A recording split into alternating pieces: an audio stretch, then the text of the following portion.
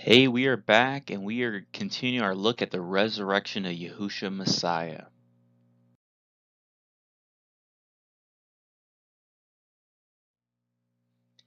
In the first teaching, we went straight to the scripture and we looked at Matthew, Mark, Luke, and John. We looked at the Greek and it had this phrase, Mia Sabbaton, which when literally translated means the first of the Sabbaths.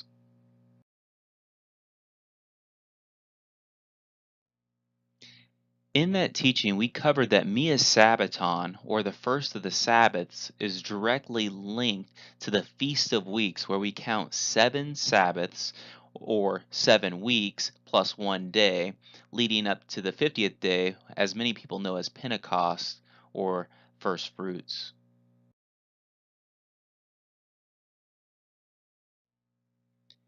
In our second talk, we covered the 3 days and 3 nights prophecy. And once we understood that the day of the resurrection was Mia Sabbaton on the first Sabbath at the break of dawn, as the prophecy Hosea 6:3 mentions that his going forth is as certain as the morning, the only thing we had to do is count backwards, and we could find out the day of Passover, which landed on the fourth day of the week, right in the middle of the week, which we commonly know as Wednesday.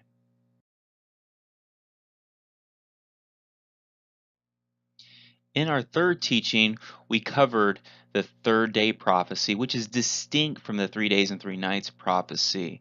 We found out that Messiah rose on the third day of unleavened bread, which the first day is the 15th day of the first month, the second day is the 16th day of the first month, and the third day of unleavened bread is the 17th day of the first month. So Messiah rose on Mia Sabbaton on the third day according to the scriptures.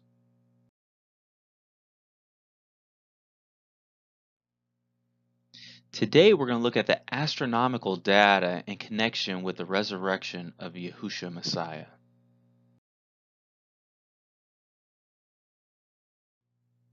The heavens are proclaiming the esteem of El, and the expanse is declaring the work of his hand. Day to day pour forth speech, and night to night reveals knowledge. Psalm 19, verses 1 and 2. It is also written, He made the moon for the seasons, the Moedim, and the sun knows the place of its setting. Psalm 104:19. It is also written, I will not violate my covenant, nor alter the word that has gone out of my lips. Once I have sworn by my set apartness, I will not lie to David. His seed shall endure throughout the ages, and his throne as the sun before me. It shall be established throughout the ages like the moon, like the faithful witness in the sky. Selah. Psalm 89:34 through 37.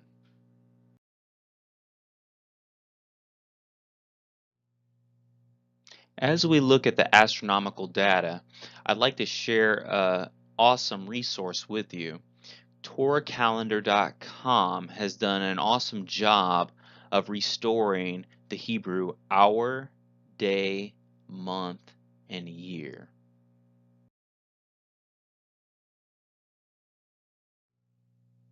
Of particular interest today, I'd like to look at Torah calendars determining the Hebrew month. Since it is the moon that is the faithful witness in the sky, and specifically of not only Messiah's birth, but death, burial, and resurrection, as we'll soon see, we want to use this awesome resource to be able to determine Hebrew months. And I've been using this for almost 10 years, and it is absolutely fabulous in being able to determine sighting of the new moon. It has a ton of information on this page and all the mathematical stuff that's way beyond this short message. But a lot of knowledge has been advanced in this area to where we can actually look back into the record of the sky, and we actually see a signature there. We can actually pull up the years in question of the resurrection and be able to determine the Hebrew month, therefore determine the day of Passover, which will be extremely important as we investigate and look at the astronomical data.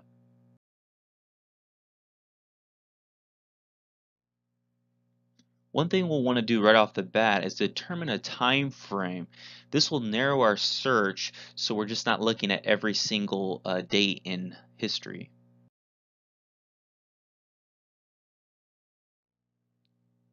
In establishing our time frame, we'll need to look at the life of Tiberius Caesar because it will help us establish both the upper limit and the lower limit of our time frame.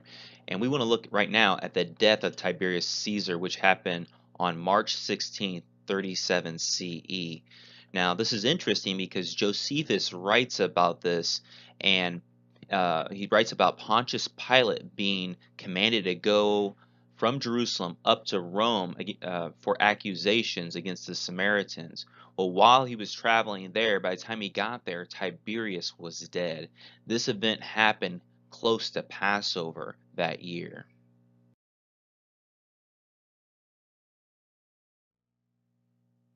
Now, when we go to tourcalendar.com and we look at March 16th in the year 37 CE, we see that it lands right there. I just circled it.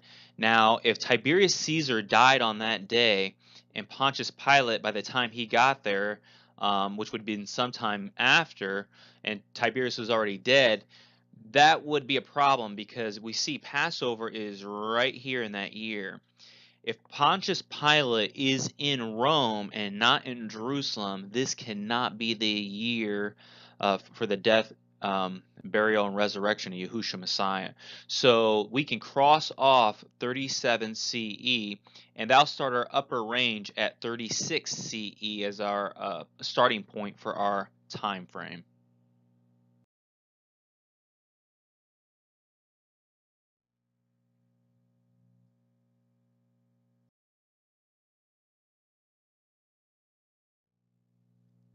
Now that we've established the upper limit of our time frame being 36 CE, we want to look at the 15th year of Tiberius Caesar because this is linked to the beginning of Messiah's ministry being about 30 years of age.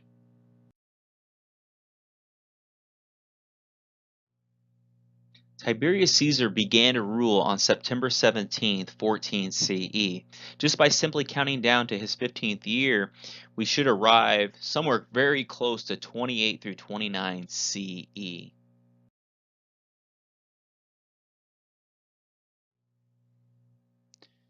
28 through 29 CE should be about the time when Messiah was about 30 years old. And so by actually counting backwards from this time, we can get a really good idea of when Messiah was born.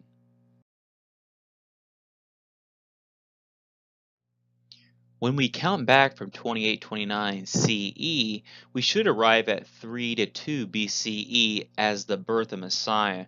And of course, there are some amazing things we may want to talk about later about 3 BCE in regards to the birth of Messiah. But we're going to look forward to that year 28 to 29 BCE again.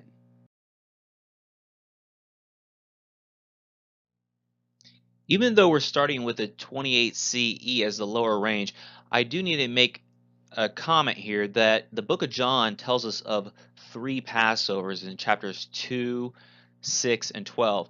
So that should actually bring our timeline up to 28, 29, 30 CE.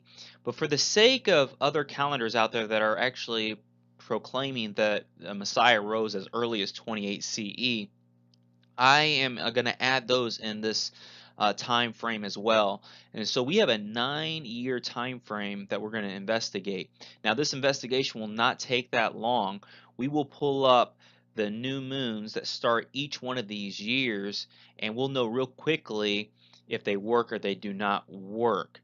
What we need to determine next is what exactly are we looking for?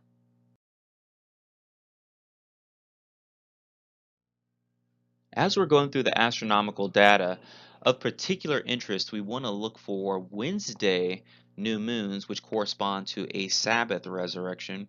We also want to look for Thursday new moons, and this would correspond with a Sunday or first day resurrection. So as we go through the astronomical data, we want to look and see how many of these we find.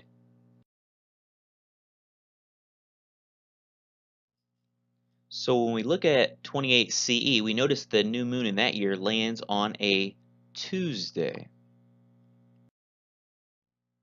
So in 28, here's the new moon, and we look down and Passover's 2 weeks later, and the 17th is on the 6th day of the week, or known as Friday. So 28 CE is not close to the death, burial, and resurrection year of Messiah. So we're just going to cross this year off. And although it's common, and I hear some Messianic teachers saying that this is the death, burial, and resurrection year of Messiah, it's not even close. Next up is 29 CE, and the new moon that year lands on a Monday. In 29 CE, we see that the first new moon of that year was on a Monday, and we see Passover 2 weeks later down here, and the 17th landed on a Thursday, so we can also cross off 29 CE because this does not work. Next up is 30 CE, and that new moon at the start of that year landed on a Friday. And here's the new moon, and 2 weeks later we see Passover also on a Friday. This will not work, and we're going to cross off 30 CE. We're going to talk about this pattern in another year, and I'll bring up some things there, but yeah, it does not work. Next up is 31 CE, and the new moon that started off that year landed on a Tuesday. Again, here's the new moon on a Tuesday. We see 2 weeks later Passover, and the 17th lands on a Friday, which is the 6th day of the week, and so 31 CE also doesn't work. We can cross it off and continue our search. In 32 CE, the new moon lands on a Monday. Here's the new moon in 32 CE, and here's Passover down here. And the 17th day of that month landed on a Thursday. So this is another year that just does not work. So we're going to cross it off and continue our search. Moving on to 33 CE, the new moon of that year starts on a Friday. Again, here's the new moon, and 2 weeks later we hear Passover. Now, this year does not work. It's not 3 days and 3 nights. It's not the third day. But since so many Christians kind of hold to this Friday to Easter Sunday thing, this is a very popular year for a lot of people. Notice that there is a partial eclipse right here. Let's talk about that a little bit. There was a partial lunar eclipse on that day, and a lot of Christians will kind of mention, well, this is what the scripture was talking about when the sun was blacked out and things like that. However, is that true? I have a question. Would a partial lunar eclipse cause darkness from the 6th to the 9th hour? That's about 12 p.m. to 3 p.m. And here's the scripture, and it now was about the 6th hour, and darkness came over all the land until the 9th hour, and the sun was darkened, and the veil of the dwelling place was torn in two. Now, what's important to understand that this is what happened that day was a lunar eclipse, not a solar eclipse. In order to have a solar eclipse, the moon would have to be on the other side, not during Passover when it's basically a full moon. So it definitely was not a solar eclipse blocking out the sun. So something else had to be darkening the sun. So a partial lunar eclipse would not darken out the sun during 12 p.m. to 3 p.m. Matter of fact, last summer we had the American eclipse, and that was a solar eclipse, and that did darken. But a lunar eclipse, no. At night, it would not darken the land from 12 p.m. to 3 p.m. 34 CE, here we go. We have the first Wednesday that has showed up so far. And so let's go ahead and look at this year. Here we have the new moon in the middle of the week, and we have the 14th right in the middle of the week, and the 17th lands on the Sabbath. So this is a potential year of the resurrection of Yahushua Messiah. Let's look at the rest of the years in question. In 35 CE, we see the first new moon of that year landed on a Tuesday. Here's the new moon on a Tuesday. 2 weeks later, we have Passover again, and the 17th would land on a Friday, which is the 6th day of the week. So 35 CE is another year that does not work. So we'll just cross it off.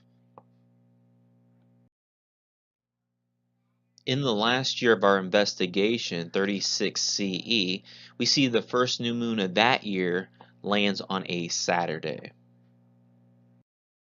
So Passover lands here on the 14th.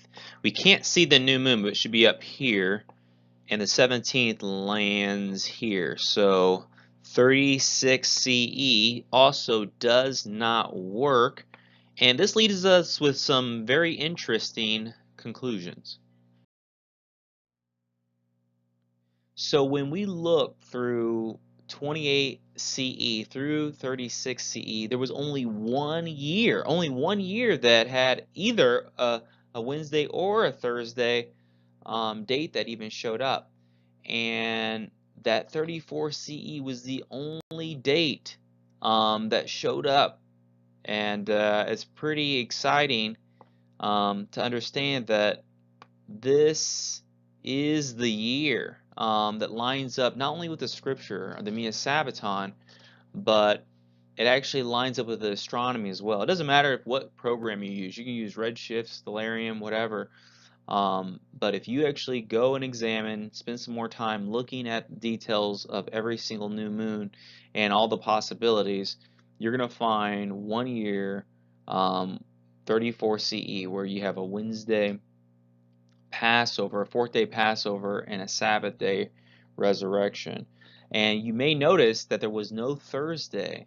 So according to from 28 to 36, it's astronomically impossible to have a Sunday resurrection. So it's important just to stick with the scripture says. The resurrection took place in 34 CE on the 17th day of the first month. Right here, this is Mia Sabbaton on the third day of unleavened bread on the seventh day of the week, after 3 days and 3 nights. This all points back to the Sabbath secret, where the Creator from the beginning has been using His appointed times. From the beginning, we see the Sabbath in the very, very beginning, His set apart day. He's also uses the resurrection of Yahushua Messiah, this sign of restoration and hope, and confirming that covenant that we can have hope in Him. And it points to our future restoration and resurrection as well. All believers need to realize that there remains a Sabbath keeping for the people of Elohim. So every week when we keep the Sabbath, it points to the future, and it points to the past, and it points to the resurrection of Yahushua Messiah. Shalom.